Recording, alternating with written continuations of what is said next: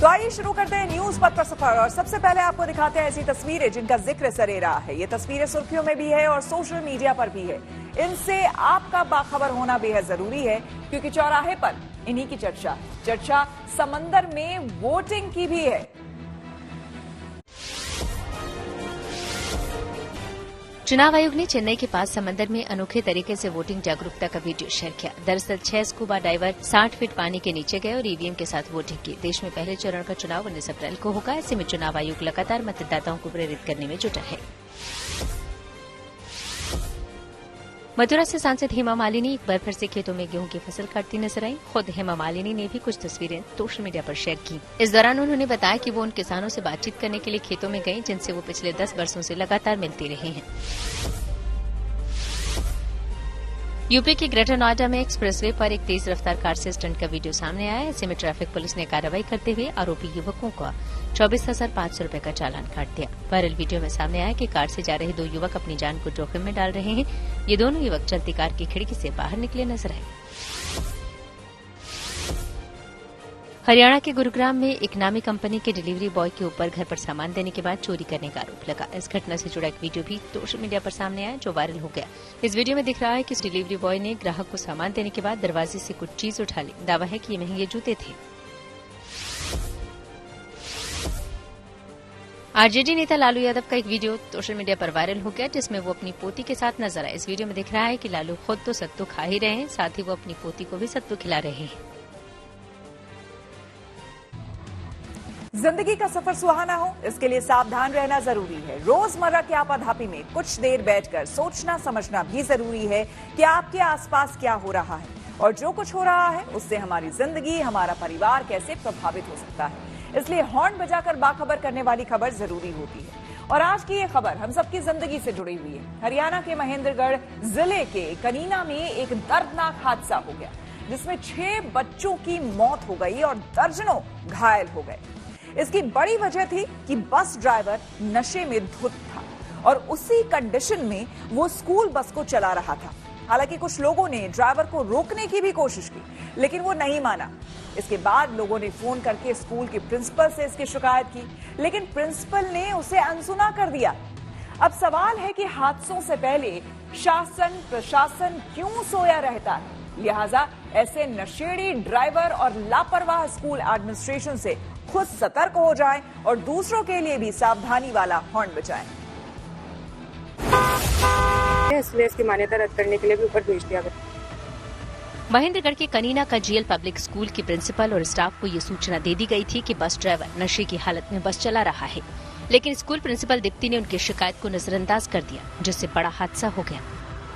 मैं खेत से आ रहा था अपने साइड पे अपने घर के लिए, तो उसके बाद वो पीछे से बस आई जो जीएल स्कूल की थी। उसने मेरे को ओवरटेक किया, गलत तरीके से उसने मेरे को ओवरटेक किया।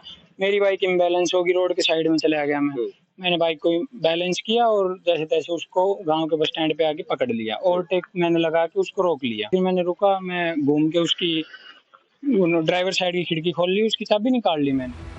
ग्रामीणों के लगातार शिकायत करने के बावजूद स्कूल एडमिनिस्ट्रेशन के कान पर जूं नहीं रेंगी। वो लोगों की शिकायत पर टाल मटोल करता रहा जबकि लोग ड्राइवर को नशे की हालत में देखकर सहमे हुए थे। मैंने उनको बताया सर ऐसे ऐसे आपका ड्राइवर पी के गाड़ी चला रहा है, ये नंबर है गाड़ी का, तो इसको चेत में लो, इस चीज को ड्राइवर बदलो या कुछ भी करो, जो भी काम है। वो बोलते ठीक है सर, हम 10 मिनट में इस बात पे देखते हैं ड्राइवर ने क्या कर रखा है, क्या माहौल है, हम आपको 10 मिनट में रिटर्न बताते हैं। लेकिन 1 घंटा बीत जाने के बाद तब तक उनका कोई मेरे पास मैसेज कॉल कुछ नहीं आया रिटर्न पे। अगर स्कूल एडमिनिस्ट्रेशन ग्रामीणों की बात मान लेता तो 6 मासूम बच्चों की जान बच सकती थी। स्कूल एडमिनिस्ट्रेशन के नकारात्मक रवैये से अभिभावकों में गहरी नाराजगी है। दुकान पे था तो मेरे पास फोन आया, भैया ऐसे ऐसे जीएल की कॉलेज एक्सीडेंट होगी और 10-12 बच्चों की मौत होगी। तो मैं वहीं से दुकान छोड़ के भाग गया। बच्चे 4 मेरे वहाँ गए हुए थे। वहाँ जाके देखा तो वहाँ की हालत देख के तो कुछ ऐसा लगता नहीं था कि बच्चे भाई होंगे या नहीं होंगे, क्या सलामत मुश्किल है। इस हादसे की सूचना पाकर जब हरियाणा की शिक्षा मंत्री सीमा त्रिखा वहां पहुंची तो अभिभावकों का दर्द छलक पड़ा।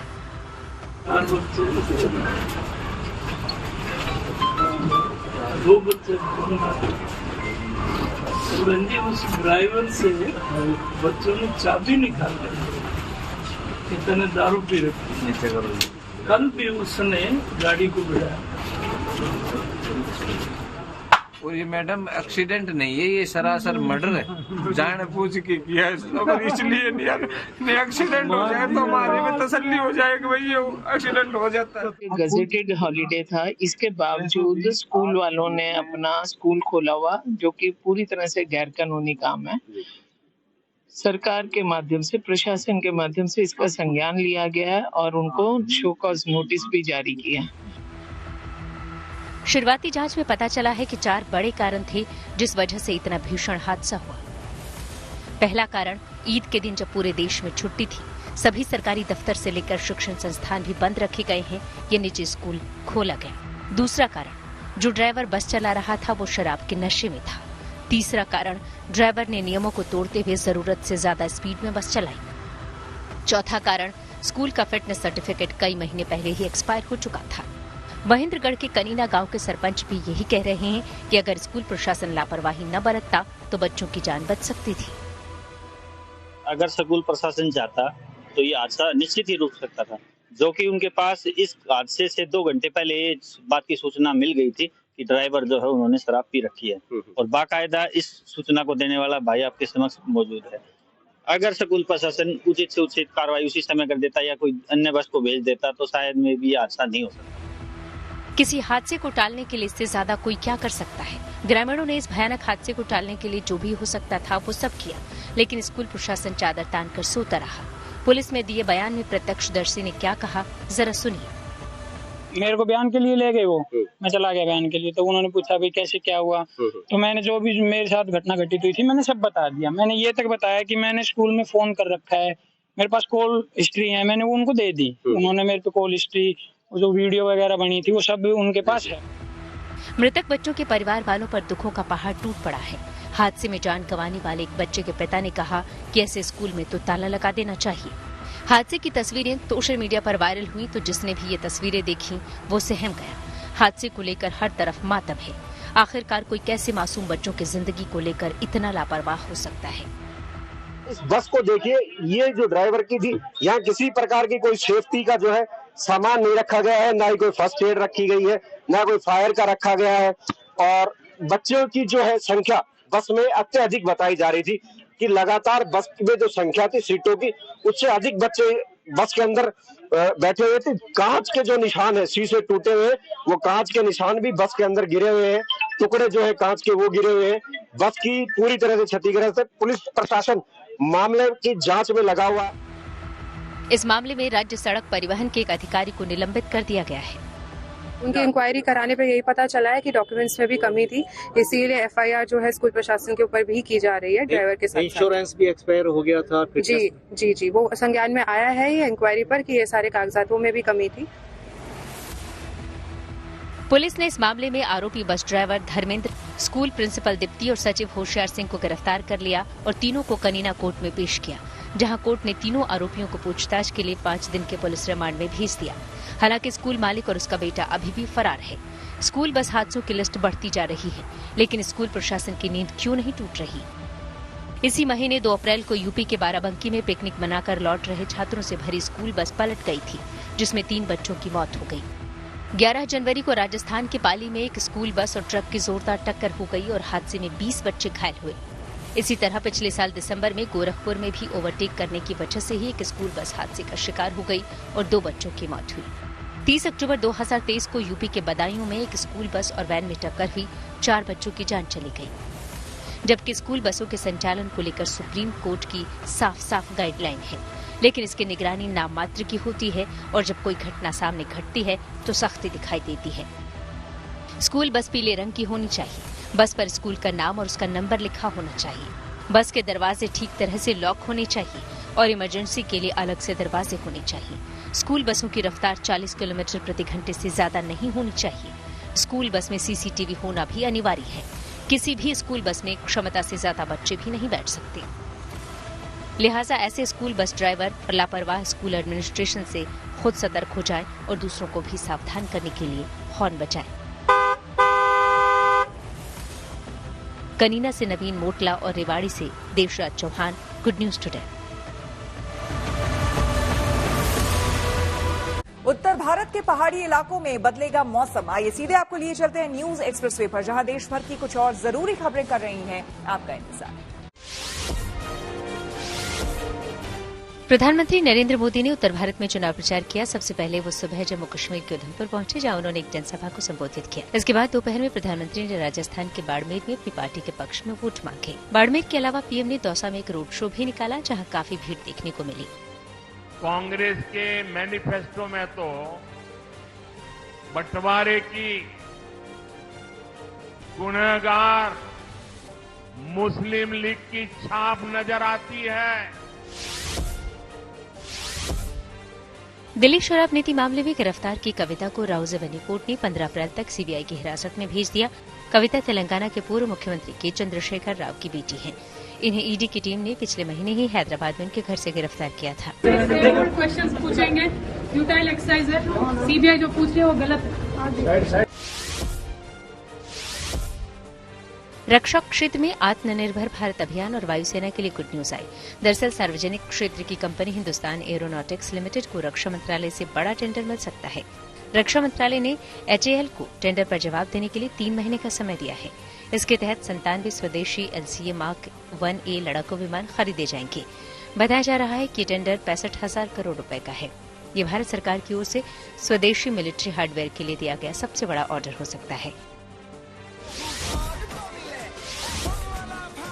असम की सीएम हिमंता बिस्वा शर्मा डांस करते नजर आए। ये मौका लखीमपुर में चुनाव प्रचार का था। इस दौरान वो मंच पर थिरकने लगे, वहीं उनके साथ कुछ और लोगों ने भी डांस किया।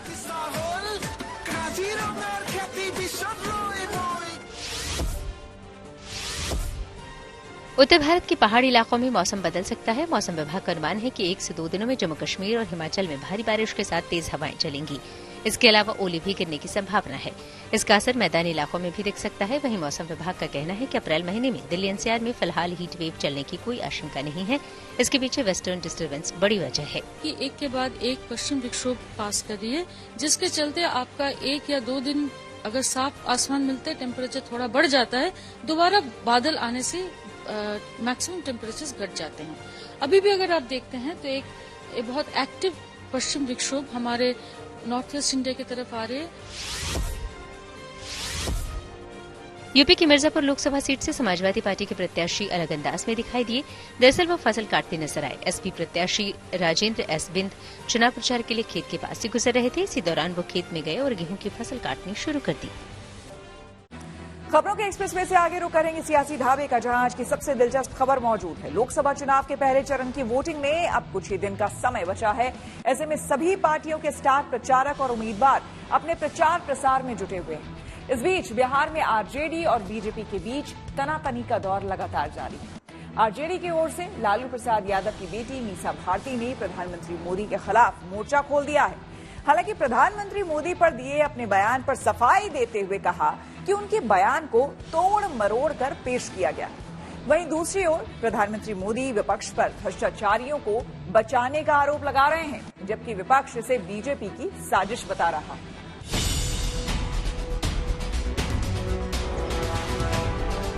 इस देश को भ्रष्टाचार से मुक्ति मिलनी चाहिए कि नहीं मिलनी चाहिए?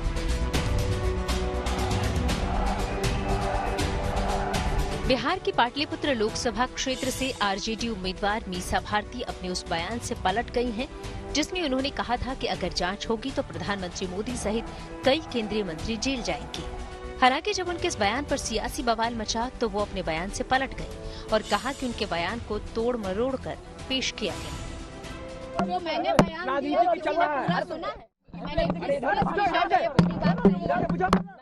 प्रधानमंत्री जी के ऊपर मैंने ये कहा था, जो सुप्रीम कोर्ट ने जो टिप्पणी किया है इलेक्टोरल बॉन्ड के ऊपर, मैंने उस पे कहा था कि अगर हम लोग आते हैं तो इसकी जांच कराएंगे और जो लोग इसमें दोषी होंगे उनको सजा दी जाएगी।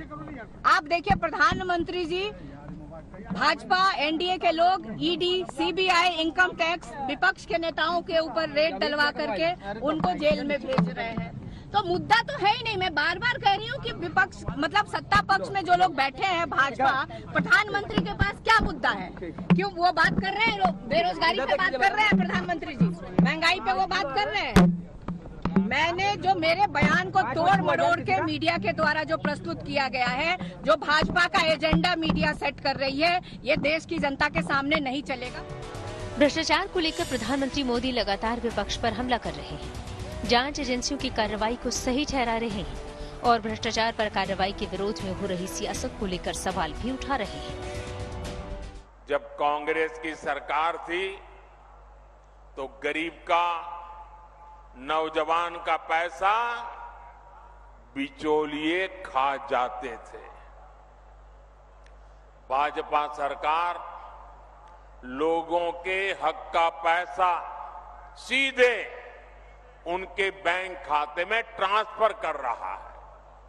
कांग्रेस की सरकार होती तो ये सब कुछ लूट जाता। मोदी पर उनका गुस्सा 7वें आसमान पर है और इसलिए कुछ भी बोलते जा रहे हैं। और जब मैं कहता हूं, जब मोदी कह रहा है भ्रष्टाचार हटाओ, तो वो कह रहे हैं भ्रष्टाचारी बचाओ। आप मुझे बताइए साथियों, भ्रष्टाचार हमारे देश के लिए विनाशक है कि नहीं है? आपके लिए विनाशक है कि नहीं है? दरअसल विपक्ष ने दिल्ली के सीएम केजरीवाल की गिरफ्तारी को सियासी मुद्दा बना दिया है। लिहाजा लोगों को ये बताना बीजेपी की चुनावी मजबूरी है कि जो भी कार्रवाई हो रही है वो भ्रष्टाचार और भ्रष्टाचारी के खिलाफ है। अरविंद केजरीवाल जी को झूठे आरोपों के साथ, फर्जी आरोपों के साथ, बिना किसी प्रमाण के ईडी ने गिरफ्तार किया है, केंद्र सरकार ने गिरफ्तार किया है।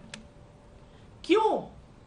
क्योंकि भारतीय जनता पार्टी को ये पता है, वो ये जानते हैं कि वो कितना भी जोर लगा लें, वो दिल्ली में अरविंद केजरीवाल को हरा नहीं सकते। बीजेपी चुनी हुई सरकार का सम्मान करती है।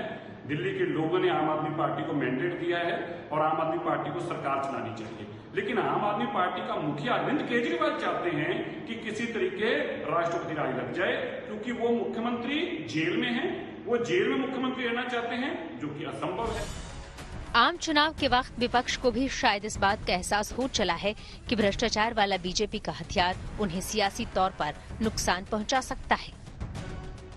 भारतीय जनता पार्टी और उनके सबसे बड़े नेता सबसे बड़े जुमलेबाज और झूठे हैं। इसका प्रत्यक्ष प्रमाण एक बार ने अनेक बार मिल चुका है। किसान की आय अगर आपके पास दुगनी हो गई हो तो बताइए। हाँ, किसान का कर्ज और खर्च भारतीय जनता पार्टी के शासनकाल में 4 गुना बढ़ गया है। बेरोजगारों को 2 करोड़ रोजगार मिले हो तो आप बताइए। हाँ, बेरोजगार अराजक रूप से सड़क पर बैठे हैं बेचारे और उनके पेपर लीक हो रहे हैं। ये मोदी जी की ईमानदारी है। कोई भ्रष्टाचारी, कमीशन खोर, कट्टर बेईमान बचने नहीं वाला है। और ये जो भ्रष्टाचारी हैं वो कह रहे हैं हाय हाय मार डाला, ये क्या कर डाला, आगे क्या होगा किसी को नहीं पता है। आम चुनाव में भ्रष्टाचार की आंच चारों तरफ है। राजनीतिक दल एक दूसरे के ऊपर आरोप प्रत्यारोप लगा रहे हैं, लेकिन जनता इस मुद्दे को कितना तवज्जो देगी, ये बड़ा सवाल है। Bureau report, good news today. News पथ पर आगे है धन बाजार, जहां शेयर बाजार से लेकर कारोबार तक की सभी अहम खबरें होती हैं और इसका सीधा रिश्ता होता है आपकी आमदनी, आपकी जेब से। तो तेज रफ्तार खबरों के बीच ये जरूरी खबरें छूट ना जाए, इसलिए सीधे आपको लिए चलते हैं धन बाजार। हफ्ते के आखिरी कारोबारी दिन शेयर बाजार में भारी गिरावट रही। सेंसेक्स 793 अंक गिरकर 74,245 पर बंद हुआ। वहीं निफ्टी भी 234 अंक फिसला। इसके साथ ही ये 22,519 पर पहुंच गया। मेटल और बैंकिंग समेत सभी शेयर लाल निशान पर बंद हुए। दिल्ली में सोने चांदी के भाव लगातार आसमान छू रहे हैं। दिल्ली में सोना पहली बार 73,000 रुपए के पार चला गया। दिल्ली सराफा बाजार में सोना 1,050 रुपए महंगा हुआ है। इसके साथ ही अब दिल्ली में 10 ग्राम सोने की कीमत 73,350 रुपए हो गई। वहीं चांदी भी 1,400 रुपए महंगी हुई है। अब 1 किलो चांदी की कीमत 86,300 रुपए पर पहुंच गई। महंगाई के मोर्चे पर आम आदमी के लिए राहत की खबर है। मार्च में खुदरा महंगाई दर घटकर 4.85% हो गई है। इससे पहले फरवरी में ये 5.09% थी। अर्थव्यवस्था के लिहाज से देश के लिए अच्छी खबर है। फरवरी में भारत की औद्योगिक उत्पादन वृद्धि दर बढ़कर 5.7% हो गई है। ये पिछले 4 महीनों में सबसे ज्यादा है। इससे पहले जनवरी में ये 4.1% थी। कार बनाने वाली अमेरिकी कंपनी जीप इंडिया ने अपनी सबसे पॉपुलर एसयूवी कंपस का नाइट ईगल एडिशन भारत में लॉन्च कर दिया। इसकी शुरुआती कीमत करीब 25 लाख रुपए है। कहा जा रहा है कि कंपनी इसकी लिमिटेड यूनिट ही भारत में बेचेगी। रुक करते हैं प्रगति मार्ग का, जहां ऐसी खबरें हैं जो कि देश की तरक्की, प्रगति और लोगों की काबिलियत दिखाती है। प्रगति मार्ग में आज बात बिहार के गया में IITians विलेज की करेंगे। दरअसल गया के मानपुरा में बुनकरों की एक बस्ती है पटवा टोली, जहां के लगभग हर घर में कोई न कोई IITian है। ये सिलसिला करीब 32 सालों से चल रहा है, जब हर साल इस बस्ती से 5 से 10 बच्चे IIT क्वालिफाई कर रहे हैं।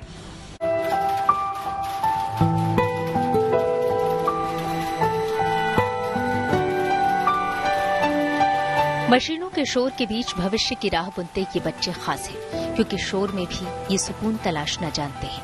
बिहार के गया जिले के मानपुर प्रखंड में करीब 15,000 की आबादी वाली एक बस्ती है पटवा टोली। बुनकरों की बस्ती है। मशीनों का शोर यहाँ दिन रात सुनाई देता है। लेकिन आपको जानकर शायद हैरानी हो कि इसी बस्ती से यहाँ हर साल करीब 10 बच्चे IIT की परीक्षा पास करते हैं और अब तक लगभग 32 साल में यहाँ से करीब 250 छात्र IIT क्वालिफाई कर चुके हैं।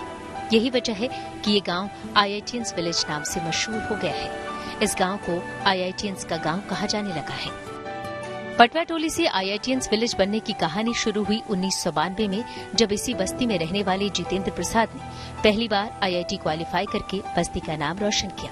वो यही नहीं रुके, उन्होंने अपने साथ साथ दूसरे छात्र छात्राओं को भी इस परीक्षा के बारे में बताया और हौसला बढ़ाया। फिर तो सिलसिला ही बन गया और अब हर साल इस गांव से करीब 5 से 10 छात्र IIT में दाखिला लेते हैं। खास बात है कि इन बच्चों की पढ़ाई के लिए पटवा टोली के लोगों ने वृक्ष नाम की संस्था बनाई है, जिसमें बच्चों को IIT की निःशुल्क तैयारी करवाई जाती है। फर्स्ट टाइम जितेंद्र प्रसाद जी ने यहाँ IIT क्रैक किए, जिसके बाद से हर साल लगभग, अब तो ऐसा कोई साल नहीं है कि जिसमें नहीं, हर साल 5 गो 10, 15, 20 तक IIT कर रहे हैं। खास बात यह है कि इन बच्चों को आगे बढ़ने में IIT के वो पूर्व छात्र भी हर तरह की मदद करते हैं, जो अपनी पढ़ाई पूरी करने के बाद अब नौकरी कर रहे हैं। मैं IIT की तैयारी कर रही हूँ। यहाँ पे IIT की प्रिपरेशन होती है। मैंने देखा है कि सारे भैया लोग, दीदी लोग पढ़ते रहते हैं। मेरी खुद की दीदी भी IIT BHU में गई है, वो 3rd ईयर में है अभी। तो मैं इंस्पायर हुई हूँ अपनी दीदी से, यहाँ के सीनियर लोग से भी, कि जब आप पढ़ोगे, मेहनत करोगे तो आप कुछ भी अचीव कर सकते हो। इस IITians विलेज की ख्याति अब इतनी फैल गई है कि अब इस गांव में दूसरे राज्यों से भी बच्चे अपने सपनों को पंख लगाने आते हैं। पटवा टोली 2 चीज के लिए फेमस है। एक तो यहाँ पे कपड़े का मतलब बुनाई होता है, हर जगह देखेंगे तो पावरलूम है, और एक बोला जाता है इसको विलेज ऑफ IITians बोला जाता है। यहाँ हर घर में आपको एक IIT मिलेगा। पटवा टोली बिहार ही नहीं बल्कि पूरे देश का गौरव है, जहां सीमित सुविधाओं और संसाधनों के बावजूद इस गांव के करीब 10 बच्चे हर साल IIT के लिए क्वालिफाई करते हैं। गया से Pankaj Kumar, good news today. News पर के सफर में अब सोशल अड्डा का रुख करते हैं, जहां आज बात होगी छात्राओं से जुड़ी एक अच्छी खबर की। पीरियड्स के दौरान लड़कियों को होने वाली मुश्किलों को देखते हुए चंडीगढ़ की पंजाब यूनिवर्सिटी ने एक बड़ा फैसला किया है। पंजाब यूनिवर्सिटी ने लड़कियों को पीरियड्स के दौरान छुट्टी देने वाले प्रस्ताव को मंजूरी दे दी है। इसके साथ ही पंजाब यूनिवर्सिटी उत्तर भारत की पहली यूनिवर्सिटी बन गई है जहां पर लड़कियों को पीरियड्स लीव मिलेगी। यूनिवर्सिटी प्रशासन ने पीरियड्स लीव को लेकर सभी विभागों को एक सर्कुलर जारी कर दिया है। सर्कुलर के मुताबिक छात्राओं को पीरियड्स लीव इसी साल यानी कि 2024-25 के सेशन से दी जाएगी। सर्कुलर में कहा गया है कि पंजाब यूनिवर्सिटी में एक सेमेस्टर में छात्राओं को 4 पीरियड्स लीव दी जाएंगी। इसका मतलब ये हुआ कि लड़कियां एक साल में होने वाले 2 सेमेस्टर में पीरियड्स के दौरान कुल 8 छुट्टियां ले सकेंगी। टाइम टेबल के हिसाब से महीने में छात्रा को 1 दिन की पीरियड लीव दी जाएगी और इस महीने में कम से कम 15 दिन पढ़ाई होना जरूरी है। यूनिवर्सिटी की ओर से कहा गया है कि परीक्षाओं के दौरान छात्राओं को ऐसी छुट्टी नहीं दी जाएगी, चाहे एग्जाम थ्योरी हो या फिर प्रैक्टिकल। यूनिवर्सिटी के विभागों में उपलब्ध फॉर्म भरकर पीरियड्स लीव ली जा सकती है। इसकी अनुमति चेयरपर्सन या डायरेक्टर दे सकता है, लेकिन छात्रा को लीव लेने के बाद 5 वर्किंग दिनों के भीतर इसका फॉर्म भरकर आवेदन देना होगा और उनके सेल्फ सर्टिफिकेशन के आधार पर उन्हें छुट्टी दे दी जाएगी। एक शर्त यह भी है कि पीरियड लीव किसी भी महीने में सिर्फ 1 दिन के लिए ही दी जाएगी, इसे 2 या ज्यादा दिन के लिए नहीं दी जाएगी। पंजाब यूनिवर्सिटी में छात्राओं को पीरियड्स लीव की सुविधा दिए जाने पर हमने पंजाब यूनिवर्सिटी में कुछ लोगों से बात की और उनकी राय जानी। हमने डिसाइड किया कि जो हमारे टीचिंग मंथ्स हैं हर सेमेस्टर में, उन महीनों में 1 दिन की छुट्टी लड़की अवेल कर सकती है। और सबसे इम्पोर्टेंट बात यह है कि उसको किसी डॉक्टर के पास नहीं जाना पड़ेगा या हेल्थ सेंटर नहीं जाना पड़ेगा वेरिफिकेशन के लिए कि उसको ये समस्या है कि नहीं। वो अपने डिपार्टमेंट के दफ्तर से एप्लीकेशन फॉर्म लेगी और 5 दिन के अंदर अंदर फ्रॉम द डेट वो लीव के लिए अप्लाई करेगी और उसे चेयरपर्सन या डायरेक्टर जो डिपार्टमेंट के होंगे वो लीव वही ग्रांट करने की उनको अथॉरिटी दे दी गई है। सबसे पहले आपको बताते हैं कि जिन्होंने ये आइडिया है वो अपने मैनिफेस्टो में डाला था इस बार, वो है एनएसयूआई के जो प्रेसिडेंट जितेंद्र। जितेंद्र, सबसे पहले जानना चाहेंगे, इस बार पंजाब यूनिवर्सिटी ने एक सर्कुलर जारी भी कर दिया है कि इस सेमेस्टर से जो मिनिस्ट्रियल लीव्स है वो यहाँ पर इम्प्लीमेंट हो जाएगी। ये आइडिया कैसे आया था? ये आइडिया तब आया था जब हम यूनिवर्सिटी में इलेक्शंस कंटेस्ट करने जा रहे थे, एनएसयूआई करने जा रही थी और मैं प्रेसिडेंट कैंडिडेट था। तो तब हमारी एक मैनिफेस्टो कमेटी होती है जो मुद्दे निकालती है कि किन मुद्दों पे इलेक्शन लड़ना है, कौन से मुद्दे हैं। ये ऐसे मुद्दे हैं जिन पे लोग पता नहीं अशेम्ड फील करते हैं, एम्बैरेस्ड फील करते हैं बताने में, पर हमें तो गर्व था। हमने बहुत प्राउडली अपना मैनिफेस्टो रखा और सिंगल पॉइंट मैनिफेस्टो रखा जिसमें हमने लिखा कि हर एक विमेन स्टूडेंट को मेंस्ट्रुअल लीव मिलनी चाहिए। एक पॉइंट का हमारा एजेंडा था और हमें गर्व है कि इस चीज पे हमने बात करी और आज बात करने के बाद ये यूनिवर्सिटी में इम्प्लीमेंट भी हुआ और आज यूनिवर्सिटी के 18,000 बच्चों की जुबान पे ये चीज है। आप इस डिसीजन को कैसे देखते हैं? आपको लगता है कि आज के दौर में इतनी अवेयरनेस हो रही है, इस तरह की चीजों के बारे में बात होना जरूरी है और एक स्ट्रॉन्ग मैसेज आएगा यूनिवर्सिटी से? Yes, it's a landmark decision first of all. और दूसरी बड़ी बात यह है कि एक रिसर्च के अकॉर्डिंग ये देखा जाता है कि जितना एक इंसान को हार्ट अटैक जब आता है, जितनी दर्द उस समय होती है, उतनी ही दर्द विमेन को ड्यूरिंग हर क्रैम्प्स और मेंस्ट्रुएशन उतनी दर्द होती है। तो उस समय में आई थिंक रिलीफ मिलना है, छुट्टी लेना, I think we all women deserve this and not necessarily every women needs this sort of छुट्टी, क्योंकि किसी की बॉडी बायोलॉजी डिफरेंट होती है, बट जिनको जरूरत है उन्हें तो चाहिए। अब जो मना भी कर रहे हैं, I think she or he, of course she might not go through the pain others can go. So I think it's a landmark decision and इसी सच इन ऐसे डिसीजन से ही टैबूज जो है सोसाइटी के वो बर्स्ट होते हैं। ठीक है, क्या ये एक टैबू था जिसके बारे में काफी समय से बात नहीं हो रही थी, धीरे धीरे अब अवेयरनेस हो रही है, लोग बात कर रहे हैं, कैसा लग रहा है आपको? ये एक कैसा डिसीजन है?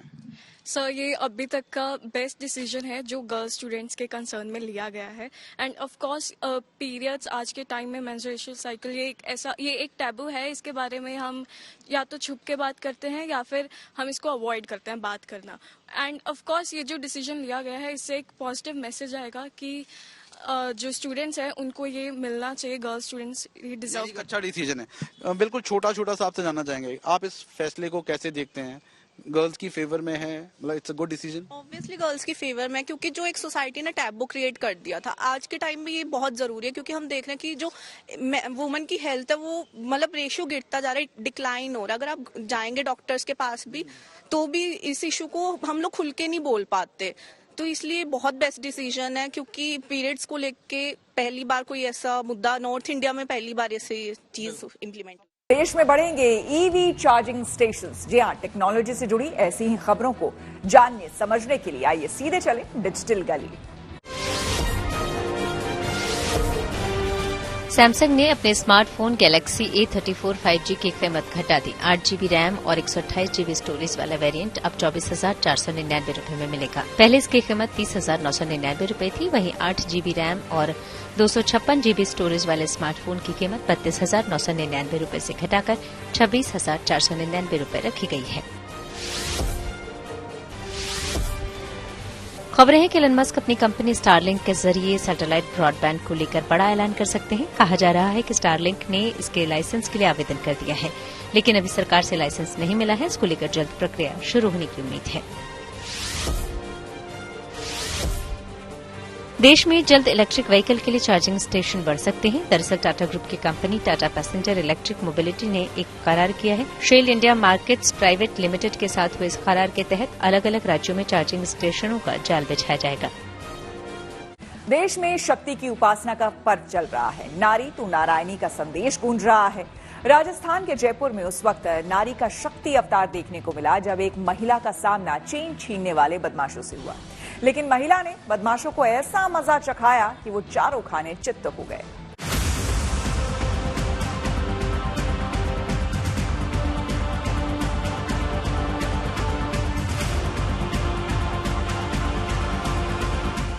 कई रूपों में सम्माहित जो दुर्गा, लक्ष्मी, काली है, शक्ति है, वास्तव में वही आज की नारी है, जो सब पर भारी है।